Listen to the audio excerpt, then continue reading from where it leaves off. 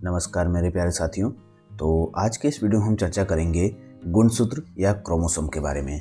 देखिए, अलग अलग जीव जंतु और जो पेड़ पौधे होते हैं उनमें अलग अलग प्रकार के और अलग अलग संख्या में गुणसूत्र पाए जाते हैं और इन गुणसूत्रों की संख्या से अक्सर परीक्षाओं में हमें प्रश्न देखने को मिलते हैं। तो इस वीडियो में आखिर तक बने रहिएगा, क्योंकि इस वीडियो में हम अलग अलग ट्रिक से सारे के सारे गुणसूत्रों को यहाँ पर याद करेंगे और 5 मिनट में लगभग 20 से ज़्यादा गुणसूत्र मैं आपको याद करा दूंगा। तो चलिए चीज़ों को एक एक करके समझते हैं। सबसे पहले हम बात करें गुणसूत्रों की संख्या के बारे में। तो देखिए, आपको एक लिस्ट यहाँ पर दिखाई दे रही होगी, अलग अलग जीवों के नाम आपको दिखाई दे रहे हैं और वहाँ पर गुणसूत्रों की संख्या यहाँ पर दिखाई दे रही है। तो ये अलग अलग जीव हैं जिनमें अलग अलग नंबर ऑफ गुणसूत्र या क्रोमोसोम हमें देखने को मिलते हैं। चलिए इनको अब हम थोड़ी सी स्टोरीज और थोड़ा सा रिलेट करके याद करने की कोशिश करते हैं। सबसे पहले आपको दिखाई दे रहा होगा मच्छर। ठीक है, मच्छर को अगर हम देखेंगे तो मच्छर के अगर गुणसूत्र हमको याद करना है तो हमको क्या करना है, बस इसकी एक इमेज देखना है। और मच्छर की इमेज अगर हम देखेंगे तो हमको क्या दिख रहा है, सिर्फ पैर ही पैर दिख रहे हैं और पैरों की संख्या कितनी दिख रही है, 6। ठीक है, तो इस प्रकार से हम याद रख लेंगे कि मच्छर के जो गुणसूत्र होंगे वो होंगे 6। ठीक है, मच्छर की अगर बात आ रही है तो हमको इमेज देखना है और इमेज में हमको क्या दिख रहा है, सिर्फ और सिर्फ पैर दिख रहे हैं। अब हम बात करें मक्खी की, तो देखिए घरेलू मक्खी की अगर बात करें तो इनकी हम संख्या से याद रखेंगे। अगर बात करें मच्छर से कंपैरिजन की, तो मच्छर से इनकी संख्या कितनी होती है, तो हम देखते हैं कि घर में जो मक्खियाँ होती है वो मच्छर से हमेशा दुगनी ही होती है। तो मच्छर के अगर 6 गुणसूत्र होंगे तो घरेलू मक्खी के गुणसूत्र हो जाएंगे 12। ठीक है, इस प्रकार से रिलेट करके हम याद रखेंगे तो हमको चीज़ें बहुत ही आसानी से और बहुत ही लंबे समय तक हमको याद रहेगी। अब हम बात करते हैं मटर की और प्याज, मक्का और टमाटर की। देखिए 4 यहाँ पर गुणसूत्र आपको देखने को मिल रहे हैं जो कि एक सीक्वेंस में हैं, 14, 16, 20 और 24। तो इसको हम कैसे याद रखेंगे, देखिए हम यहाँ पर बायोलॉजी पढ़ रहे हैं और बायोलॉजी में क्या होता है, सबसे बढ़िया क्या होता है, MPPMT होता है। ठीक है, MPMT, ठीक है, ये स्टेट PMT होता है। जो PMT होता है ना, जिससे हम डॉक्टर वगैरह बनते हैं, तो ये अगर हमको करना है तो आपको गुणसूत्र की संख्या तो याद करनी ही पड़ेगी। ठीक है, तो आप थोड़ा सा यहाँ पर याद रखेंगे कि MPMT करने के लिए हमको गुणसूत्र याद रखने पड़ेंगे। तो आपको यहाँ पर 4 गुणसूत्र याद हो जाएंगे। ठीक है, M से क्या हो जाएगा, मटर, P से हो जाएगा प्याज, फिर एक और M आएगा, उससे हो जाएगा मक्का और T से हो जाएगा टमाटर। तो इसी सीक्वेंस में हमको चारों के चारों गुणसूत्र हैं और इनके नंबर भी इसी सीक्वेंस में। ठीक है, ये हो गया 14, ये हो गया मटर, P से हो गया प्याज, ये हो गया 16, मक्का के हो गए 20 और टमाटर के हो गए 24। ठीक है, यहाँ से तो ये 14 और 16 2 का डिफरेंस है, फिर 4 4 का डिफरेंस है, 16 और 4 20 और 20 और 4 24। तो इस प्रकार से चारों गुणसूत्र आपको याद हो जाएंगे। चलिए बढ़ते हैं आगे। अब हम बात करते हैं मधुमक्खी की। तो देखिए घरेलू मक्खी से मधुमक्खी थोड़ी सी आगे होगी, इसलिए घरेलू मक्खी से इसके गुणसूत्र कितने हो जाएंगे, ज़्यादा हो जाएंगे। तो घरेलू मक्खी के 12 थे तो मधुमक्खी के 16 हो जाएंगे। या फिर इसको आप इस प्रकार से भी याद रख सकते हैं कि जब हम प्याज काटते हैं तब भी हमको आंसू आते हैं और जब हमको मधुमक्खियाँ काट लेती है तब भी हमको आंसू आते हैं। तो प्याज और मधुमक्खी दोनों के गुणसूत्र बराबर होंगे, तो या तो यहाँ पर क्या हो जाएगा, 16 गुणसूत्र हो जाएंगे, या फिर मधुमक्खी में हमको इसके दुगने यानी कि 32 गुणसूत्र देखने को मिलेंगे। चलिए अब हम बात करते हैं अगले गुणसूत्र की। तो अगला गुणसूत्र हमें देखने को मिलता है नींबू का। देखिए नींबू जो होता है ये हम किस पर फेंकते हैं या किस पर काटते हैं, तो देखिए नींबू का यूज़ किया जाता है जादू टोने में। और जादू टोना हम किस पर करवाते हैं, जिससे हमारा 36 का आंकड़ा हो उस पर ही हम जादू टोना करवाते हैं। तो नींबू में गुणसूत्र की संख्या हो जाएगी 36 या फिर इसके आधे जो कि 18 होता है, ये भी हमें गुणसूत्र की संख्या देखने को मिलती है।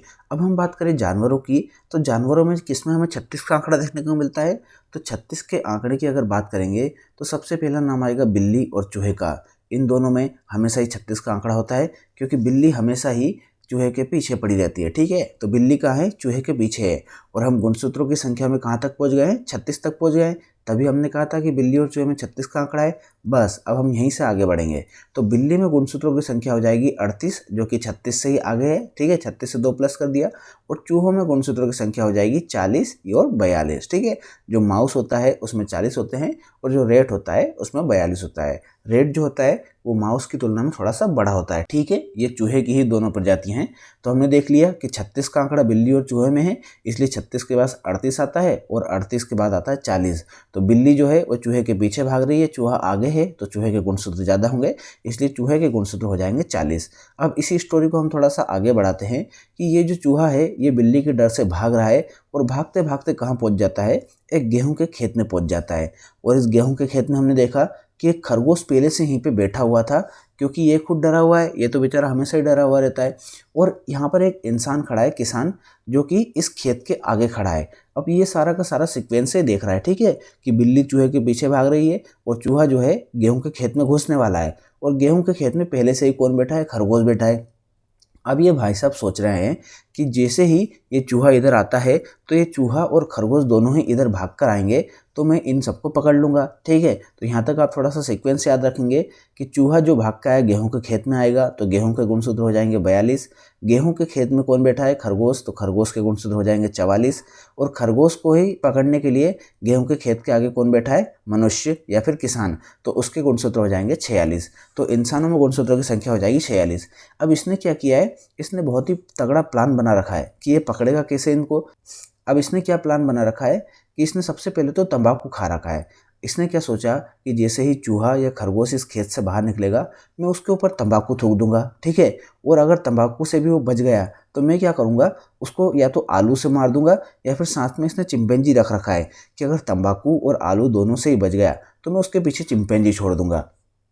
तो ये इसका तगड़ा सा प्लान है और इस प्लान से ही हमको गुणसूत्र यहाँ पर याद हो जाएंगे कि तंबाकू, आलू और चिंपैंजी ये तीनों इसके प्लान में थे। और इन तीनों के ही गुणसूत्रों की संख्या कितनी होती है, 48 होती है, ठीक है। तो इस छोटी सी स्टोरी से हमको क्या याद हो गया कि बिल्ली के तो 38 गुणसूत्र हैं, चूहे के 40 और 42, उसके आगे गेहूं का खेत था तो उसके 42, खरगोश के 44, इंसान के 46 और तंबाकू, आलू और चिंपैंजी के कितने हो गए, 48, ठीक है। तो यहाँ तक हम 48 गुणसूत्र तक पहुँच गए हैं, ठीक है। उम्मीद करते हैं आपको जानकारी अच्छी लग रही होगी, ट्रिक अच्छी लग रही होगी, ठीक है। अब हम बात करते हैं घोड़े की।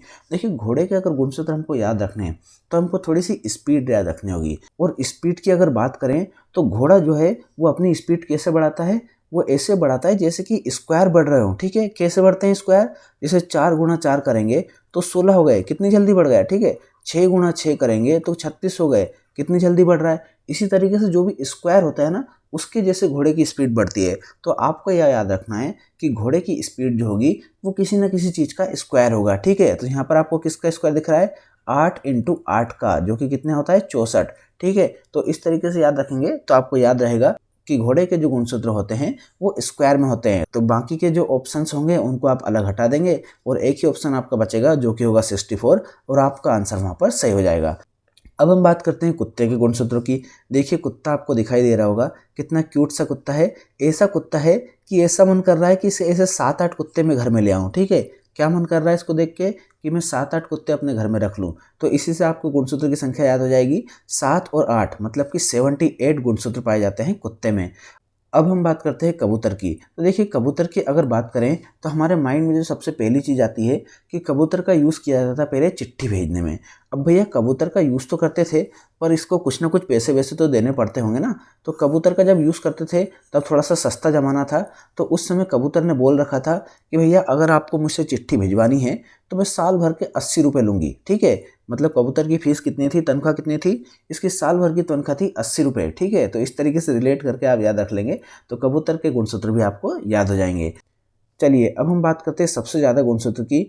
तो सभी जीवों में सबसे ज़्यादा गुणसूत्र हमें टेरिडोफाइट्स में देखने को मिलते हैं। टेरिडोफाइट्स में गुणसूत्र की जो रेंज होती है वो होती है 1300 से 1600 तक, ठीक है।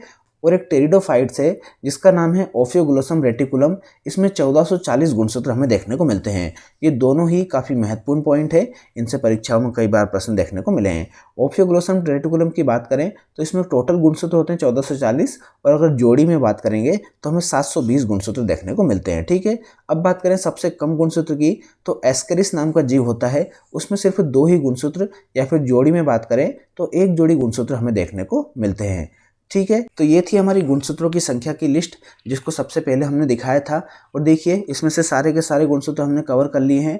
एस्केरिस की हमने बात की थी कि इसमें सबसे कम गुणसूत्र होते हैं 2 गुणसूत्र। मच्छर को हमने देखा था इमेज की सहायता से कि इसमें 6 पैर होते हैं तो 6 गुणसूत्र। घरेलू मक्खियाँ मच्छर से 2 गुनी होती है इसलिए 12।